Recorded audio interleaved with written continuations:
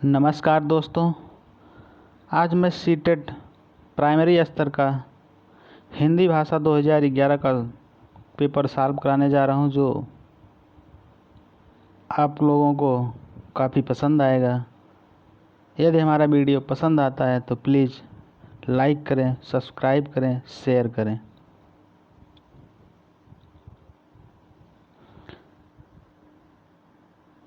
हिंदी भाषा वैकल्पिक निर्देश। निम्नलिखित प्रश्नों के उत्तर देने के लिए सबसे उचित विकल्प चुनिए। सबसे पहले हमें यह ध्यान देना होता है कि हिंदी भाषा का उत्तर देने से पहले निर्देश पढ़ना अति आवश्यक होता है। निर्देश में दिया गया है कि निम्नलिखित प्रश्नों के उत्तर देने के लिए सबसे उचित विकल्प चुनिए, यानी कि जो सबसे अच्छा विकल्प हो उसी विकल्प का हमें चुनाव करना होता है। तो प्रश्न दिया है, उपचारात्मक शिक्षण की सफलता निर्भर करती है भाषिक नियमों के ज्ञान पर, समय व अवधि पर, समस्याओं के कारणों की सही पहचान पर, उपचारात्मक शिक्षण की सामग्री पर। तो इसका राइट आंसर सी हो जाएगा, समस्याओं के कारणों की सही पहचान पर। उपचारात्मक शिक्षण की सफलताओं के कारणों की सही पहचान पर ही निर्भर करती है।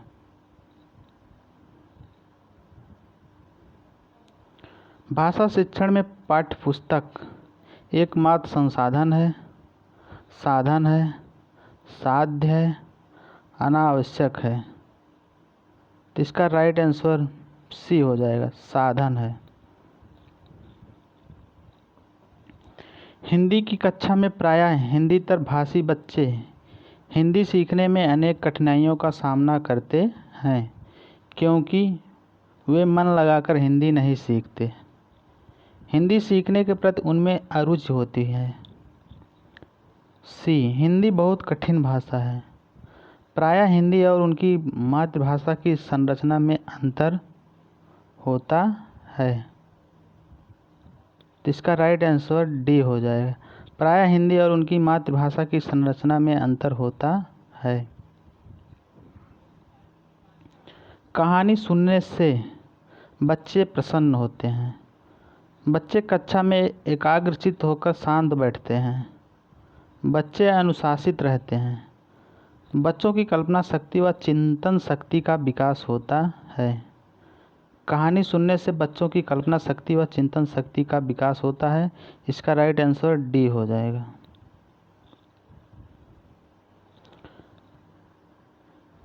बच्चों के लेखन कौशल का मूल्यांकन करने के लिए कौन सी विधि बेहतर हो सकती है? अपने अनुभवों को लिखना, श्रुतलेख, पाठाधारित प्रश्नों के उत्तर लिखना, सुंदर लेख का अभ्यास। तो इसका राइट आंसर हो जाएगा अपने अनुभवों को लिखना। बच्चों की लेखन कौशल का मूल्यांकन करने के लिए अपने अनुभवों को लिखना बेहतर होता है। बोलना कौशल में महत्वपूर्ण है। संदर्भ एवं स्थिति के अनुसार अपनी बात कह सकना। बी, स्पष्ट एवं शुद्ध उच्चारण, अलंकारिक भाषा का प्रयोग, मधुर वाणी। तो बोलना कौशल में महत्वपूर्ण है, इसका राइट आंसर ए हो जाएगा। संदर्भ एवं स्थिति के अनुसार अपनी बात कह पाना ही बोलना कौशल में महत्वपूर्ण है।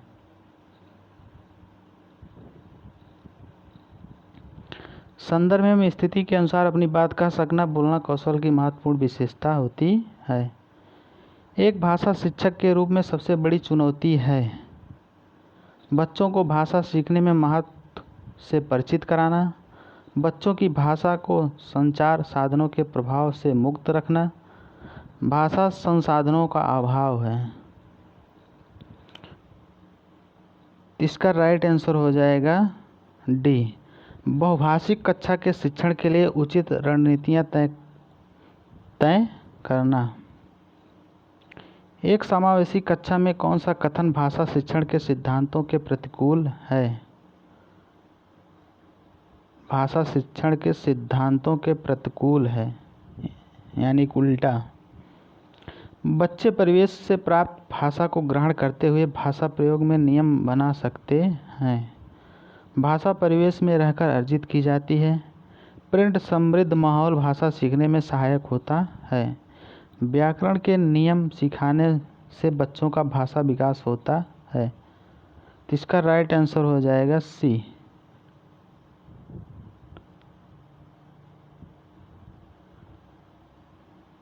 एक समावेशी कक्षा में कौन सा कथन भाषा शिक्षण के सिद्धांतों के प्रतिकूल है, यानी उल्टा है, राइट।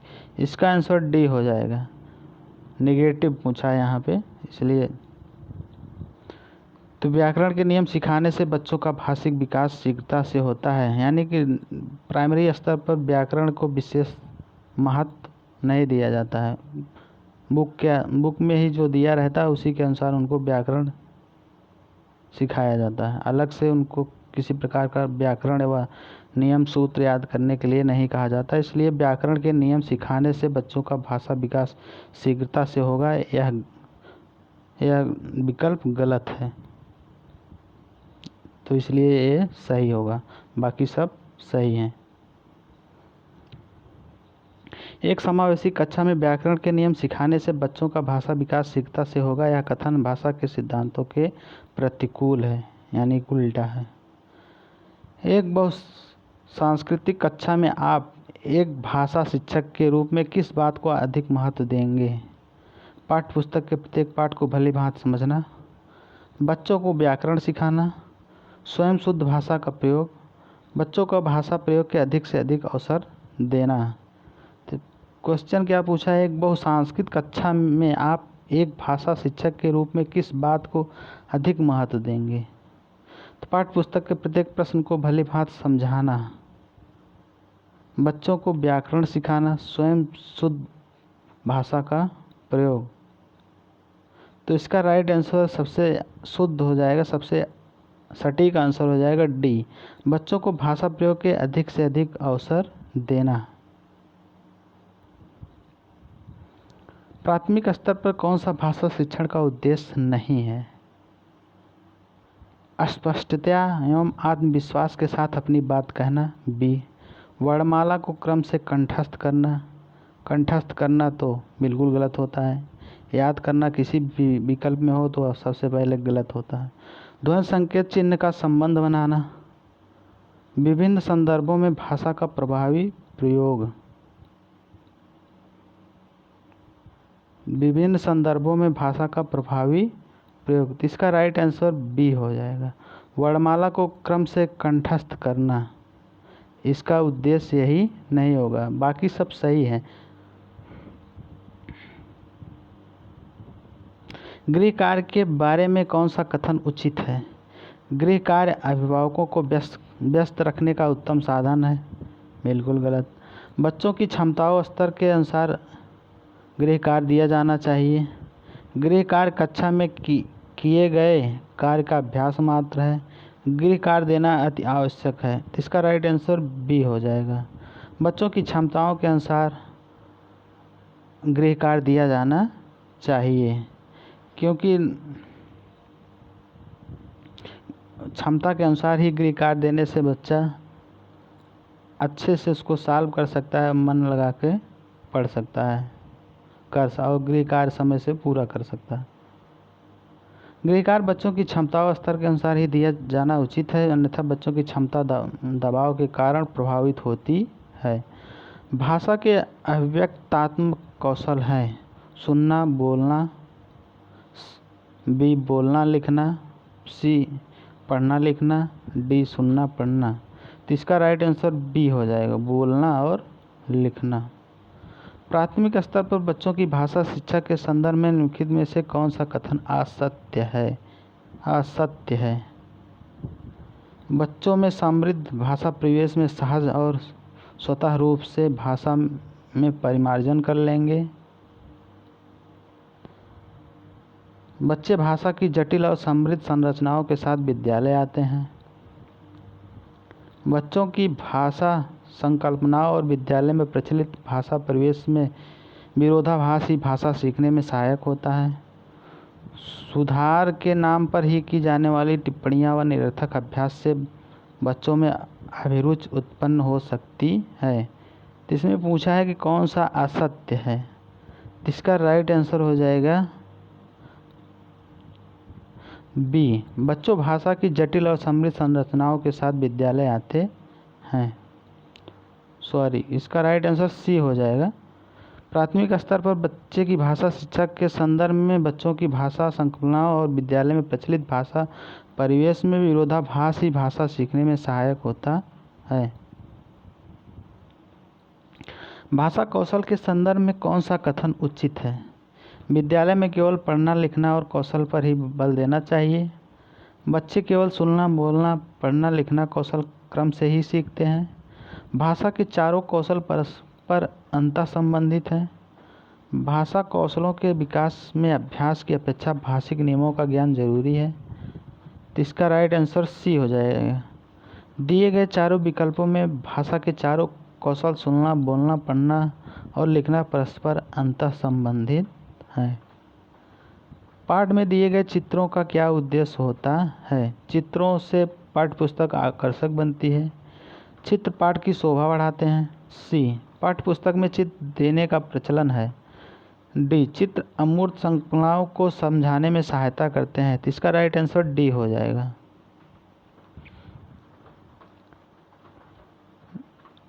निर्देश, कविता की पंक्तियां पढ़कर निम्नलिखित प्रश्नों में सबसे उचित विकल्प चुनिए। यदि हमारा वीडियो आप लोगों को पसंद आए तो प्लीज़ लाइक करें, सब्सक्राइब करें, शेयर करें, ताकि आने वाली वीडियो आपको सबसे पहले मिल सके। 2011 का हिंदी सॉल्व पेपर है। हिंदी पेपर सॉल्व है, व्याख्या सहित है। यदि वीडियो पसंद आता है तो प्लीज़ लाइक करें, सब्सक्राइब करें, शेयर करें। निम्नलिखित प्रश्नों में सबसे उचित विकल्प चुनिए।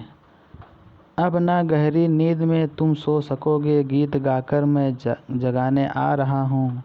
अतल अस्ताचल तुम्हें जाने न दूंगा, अरुण उदयाचल सजाने आ रहा हूँ। कल्पना में आज तक उड़ते रहे तुम, साधना से रह कर मुड़ते रहे तुम। अब तुम्हें आकाश में उड़ने न दूंगा, आज धरती पर बसने आ रहा हूँ। सोहनलाल द्विवेदी द्वारा लिखी है कविता है। गहरी नींद में सोने का अर्थ है मृत को प्राप्त होना, परिश्रमी होना, बेखबर होना, चिंता युक्त होना। इसका राइट आंसर हो जाएगा सी, बेखबर होना। गहरी नींद में सोने का यहाँ पर है इस बेखबर होना। कब लोगों को कहाँ नहीं जाने देगा, पाताल में जहाँ सूर्य अस्त होता है, अतल गहराइयों में, पतन की राह में। तो इसका राइट आंसर हो जाएगा डी, पतन की राह पर।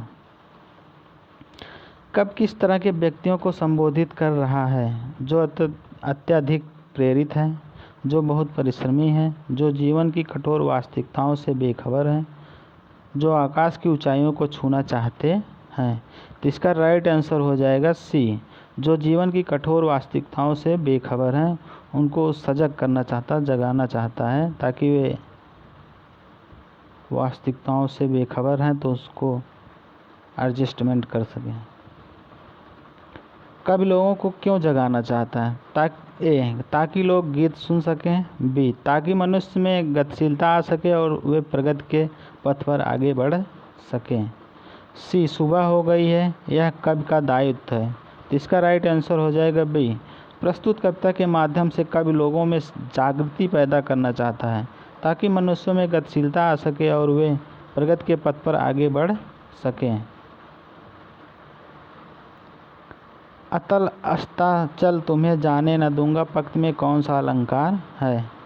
श्लेष अलंकार, बी उपमा अलंकार, सी रूपक अलंकार, डी अनुप्रास अलंकार। तो इसका राइट आंसर हो जाएगा डी, अनुप्रास अलंकार। कविता का उपयुक्त शीर्षक हो सकता है हर्ष, बी कोलाहल, सी आकाश, डी जागृति। तो इसका राइट आंसर हो जाएगा डी जागृति। ओके।